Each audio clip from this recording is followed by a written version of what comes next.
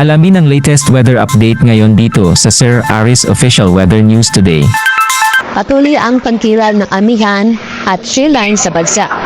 Ang amihan o northeast monsoon ay patuloy na nakakaapekto sa malaking bahagi ng Luzon kasama ang Metro Manila.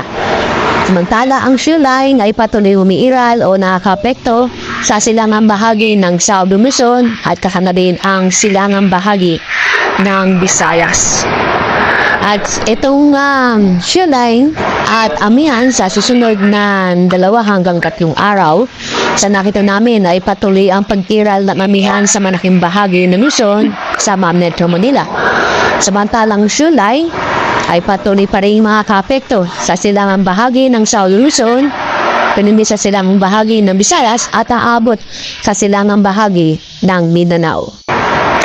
Kasalukuyan, wala po tayong minamomonitor na low pressure area o bagyo sa loob at yun din sa labas ng ating Philippine Area of Responsibility. At sa ating magiging lagay na panahon bukas dahil sa shear line at amihan, laking bahagi nating bansa ay makakaranas ng pag-ulan.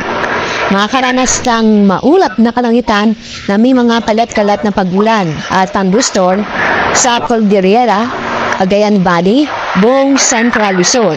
Ganun din sa Bicol Region, Quezon, Mimaropa, at kasama rin ang buong Visayas at lalawigan ng Dinagat Island. Kaya sa mga kababayan po natin, sa mga nabagit na lugar, mag-ingat po tayo o patuloy tayo mag-ingat at maging alerto dahil sa mga pag-ulan nito na posibleng magdulot na pagbaha o pagguho ng lupa. Samantala, ang nalabing bahagi ng Mindanao, kasama rin ang nalabing bahagi ng Luzon, kasama ang Metro Manila, ay makakaranas ng maganda panahon kung saan maninding bahagyang maulap hanggang sa maulap ang kalangitan maliban sa mga isolated na pagulan o mga sandaling pagulan. At dapat tayo sa ating nilagay ng ating karagatan. Nasa po natin na nalakas sa mamihan, kaya ngayon nag-isa tayo ng gale warning dahil inaasahan tayo na matataas ang alon sa Batanes. Kaya wag muna pumulawat natin mga kababayan dahil sa matataas na alon.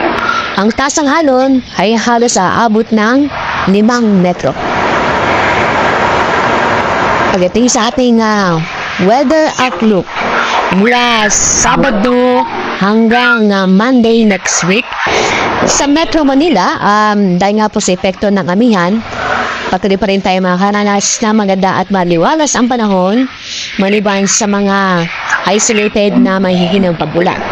Sa mga kababae po natin sa Legazpi City, di magandang balita, maulan pa rin ang panahon sa susunod na 3 araw, kaya patuloy pa rin tayo mag-ingat sa mga banta ng pagbaha o pagtubo ng lupa.